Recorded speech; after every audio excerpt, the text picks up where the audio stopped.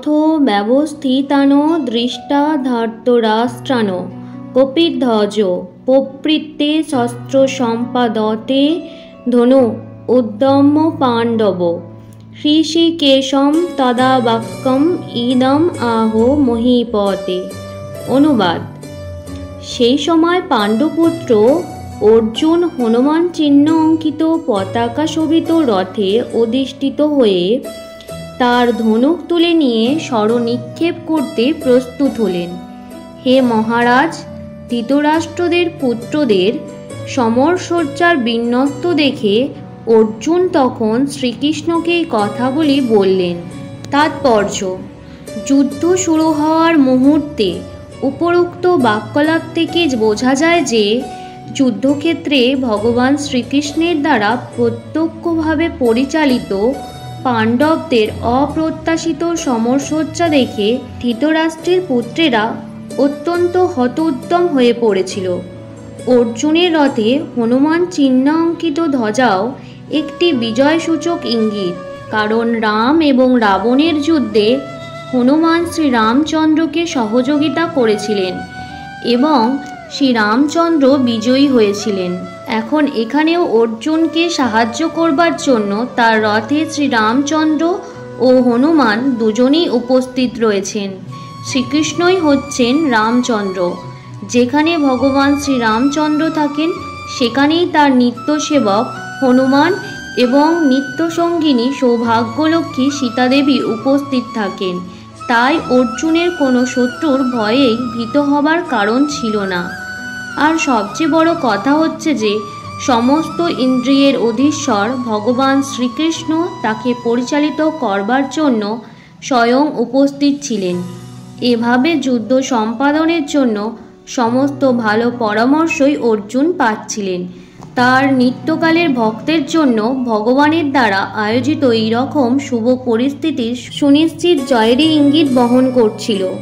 অর্জুন উবাচ সেনয় উভয় মধ্যে রথম স্থাপয় মে অচ্যুত যাবৎ এতান নিরীক্ষে অহম যুদ্ধ কামান অবস্থিতান কৌ ময়া সহ যোদ্ধবয়ম অস্মিন রণসমুদ্যমে।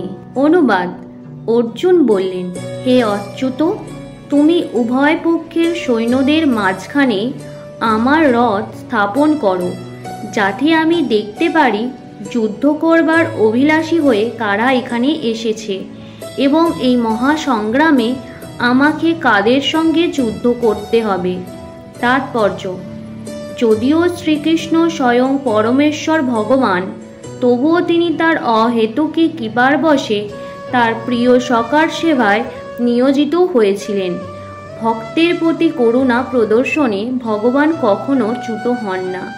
তাই তাকে এখানে অচ্যুত বলে সম্ভাষণ করা হয়েছে।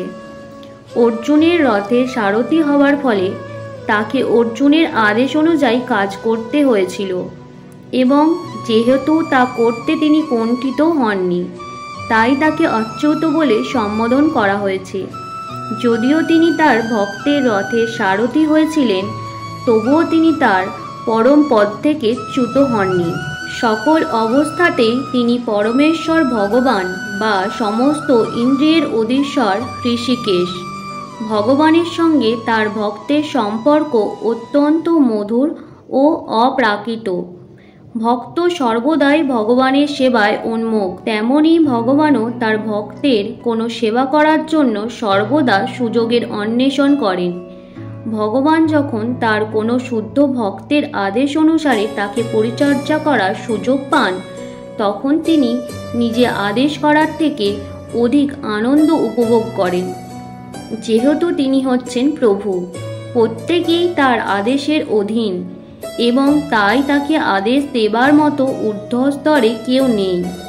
কিন্তু কোনো শুদ্ধ ভক্ত তাকে আদেশ করলে তিনি দিব্য আনন্দ লাভ করেন। যদিও সকল অবস্থাতেই তিনি অচ্যুত প্রভু।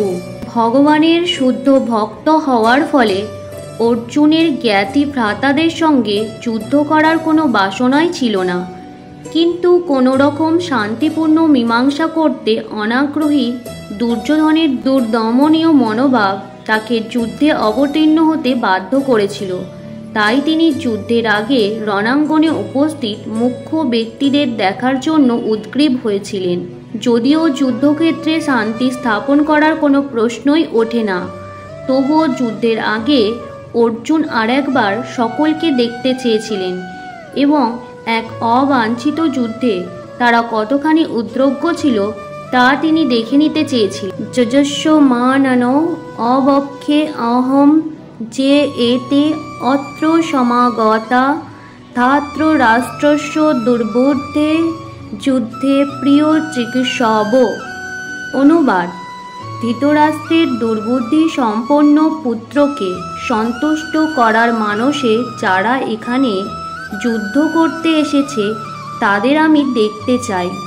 তাৎপর্য: প্রচ্ছন্নভাবে সকলেরই জানা ছিল যে দুর্যোধন তার পিতা ধৃতরাষ্ট্রের সহযোগিতায় অন্যায়ভাবে পাণ্ডবদের রাজত্ব আত্মসাৎ করতে চেয়েছিল। তাই যারা দুর্যোধনের পক্ষে যোগ দিয়েছিল তারা সকলেই অবশ্যই এক গোয়ালেরই গরু ছিল। যুদ্ধের প্রারম্ভে অর্জুন দেখে নিতে চেয়েছিলেন তারা কারা ছিল, কিন্তু তাদের সঙ্গে শান্তি প্রতিষ্ঠা করার কোনো রকম উদ্দেশ্য অর্জুনের ছিল না। এটিও ঠিক যে অর্জুন যদিও তার সঙ্গে শ্রীকৃষ্ণের উপস্থিতির কারণে জয় সম্বন্ধে সুনিশ্চিত ছিলেন, তবু মোকাবিলা করার জন্য তিনি শত্রুপক্ষের শক্তিও যাচাই করে নিতে চেয়েছিলেন।